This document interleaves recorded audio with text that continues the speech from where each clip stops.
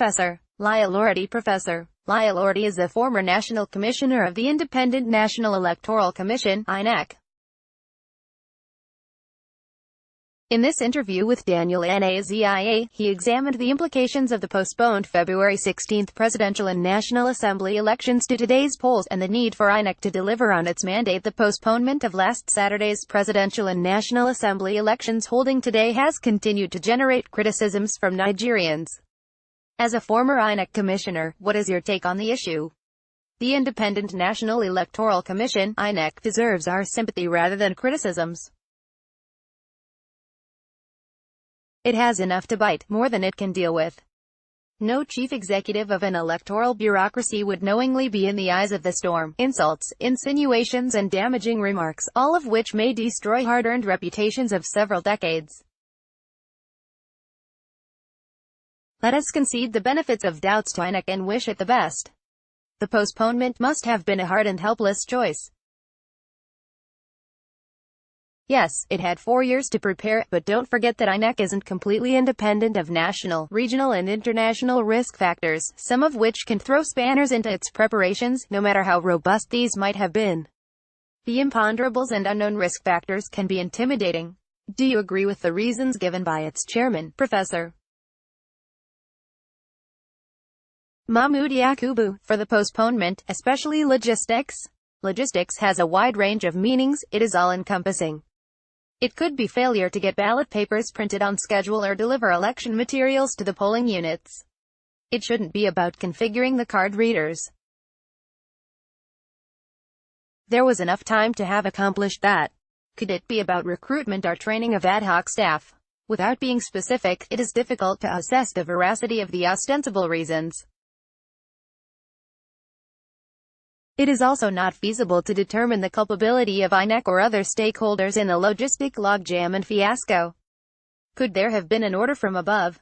Was the postponement meant to accommodate late-hour court decisions?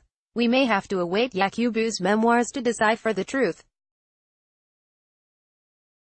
Why did it take the commission so late to realize these inadequacies? That is a million naira question. It might be the expectations that it could overcome the challenges or the fear of public reactions to postponement or its backlash. Would last week's postponement not affect the confidence on the Commission to conduct credible elections and the credibility of elections it is going to conduct? Certainly, public confidence in INEC would have been eroded. INEC must also have created self-doubts in its staff about its state of readiness. But if it succeeds in conducting good elections without much fiasco and security challenges, self-doubts and low public confidence will dissipate. The end is what counts. But if, in spite of the current rough means, the elections are marred by severe irregularities, INEC's image may be permanently tainted and irredeemable. With almost all the political parties condemning the polls shift and expressing seeming lack of confidence in the election umpire to deliver, how do you think they would accept the outcome of the elections? Whatever the outcome, INEC is the politician and political parties' whipping boy. Only elections where political parties and political elites smart to victory are acceptable, otherwise, they are rigged. This is the mindset. No matter how credible, it is a warped and negative mindset. Someone should be interested in conducting a psychosocial analysis of a typical Nigerian politician. It must turn to be a significant phenomenon. As a former INEC commissioner, at what point does it usually dawn on the commission that all is not going well as scheduled? In 2015, it was the federal government that said it could not guarantee security and insisted on postponement.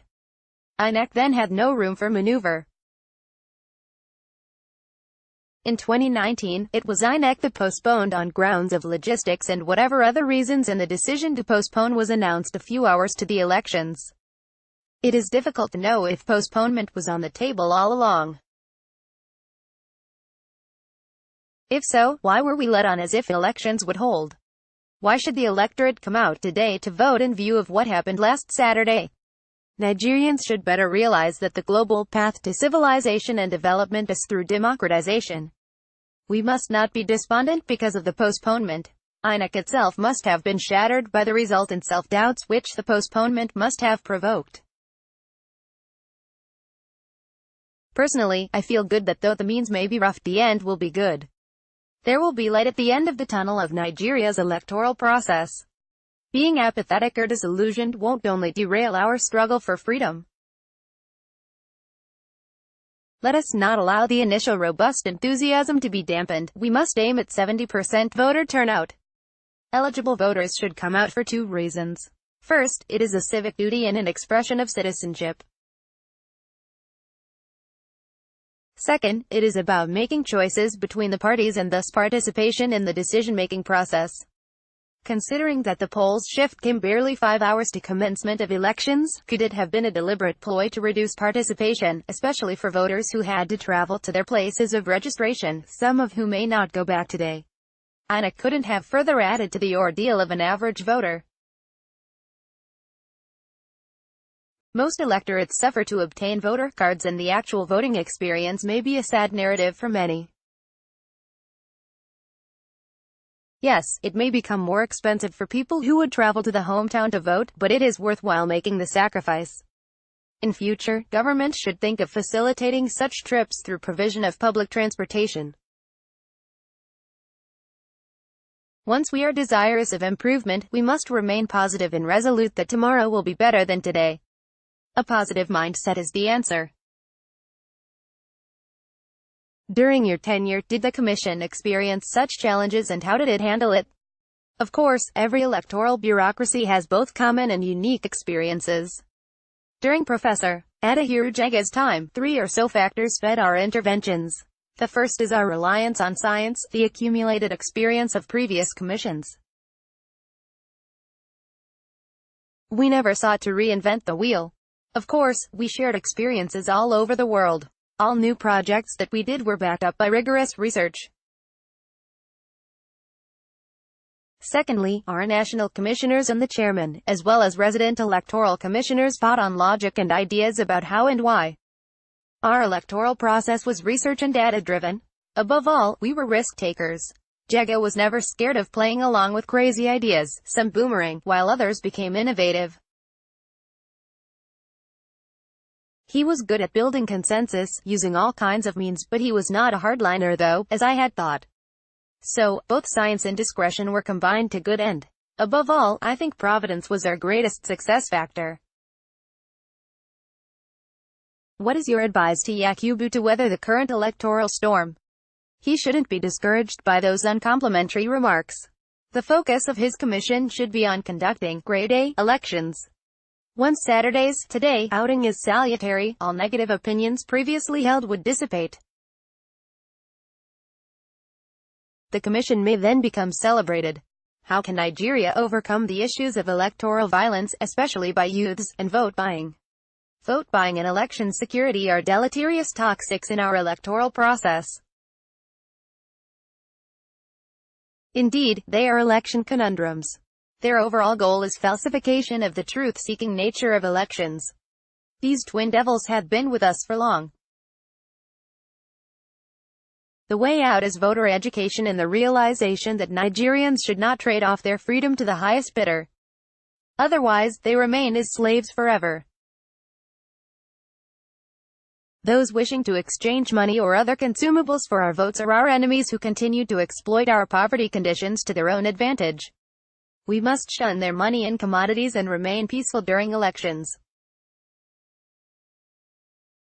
The way to escaping poverty is not by voting for stomach infrastructure or immediate consumption, but voting for freedom, pride, truthfulness and development.